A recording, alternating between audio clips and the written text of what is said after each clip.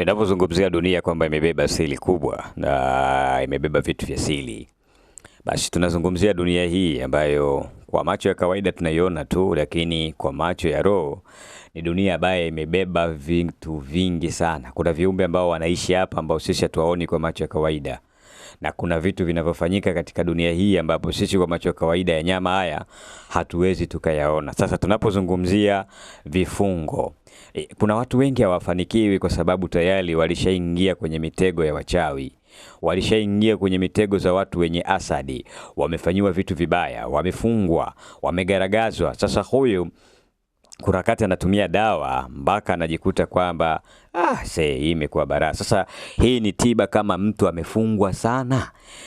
Amefungwa sana. Unachotakiwa, nenda kwenye miti, tafuta utando wa buibui au mtego wa buibui. Weka ndani ya karatasi, alafu lile karatasi lichome. Unapolichoma wewe mwenyewe jifunike nguo na ule moshi wa karatasi ukupige wewe katika mwili wako ukiwa umejifunika nguo. Sijui umenielewa. Hapo moja kwa moja utakuwa unanuia kwamba ninajifungua, kwa sababu buibui ni mzee wa mitego, na watu wengi au wachawi wengi wanakwenda kukurogea kupitia utando wa buibui.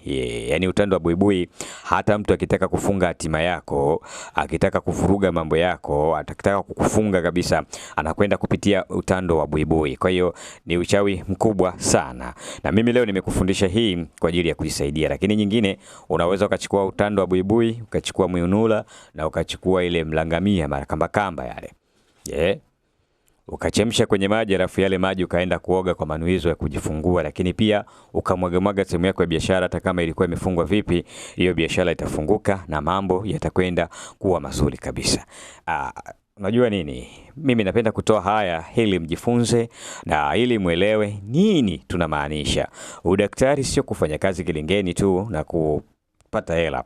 Kuna mambo mengine ambayo hata wewe mwenyewe unaweza kujisaidia. Yale makubwa ambayo yameshindikana, basi unaweza kwenda kwa mtaalamu akaweza kukusaidia.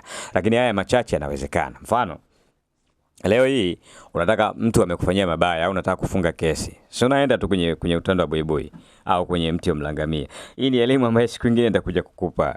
Leo nilikuwa nataka nikupe hii tu ujifunze hii.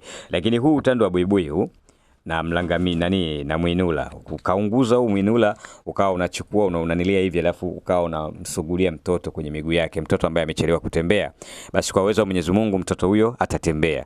Hii ni faida nyingine ambayo mimi nimekupa. Sasa zawadi ambayo naiomba kutoka kwako, kwanza ni watch time video zangu zote zilizokuwepo YouTube hapa ya Kapilima Spiritual. Naomba utazame, ulike, comment na kushare ili wengine waje wajifunze zaidi.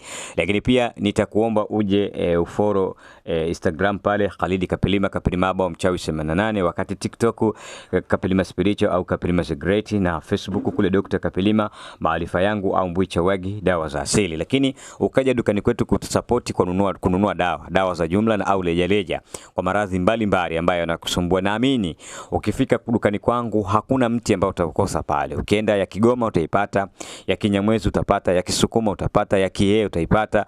Na ni mzuri sana kwa sababu huwa napenda kuchukua dawa au mti nikajua watu wa Songea wanahitaji, watu wa wapi wanahitaji. Kwa hiyo utapata pale Njoo Gongo la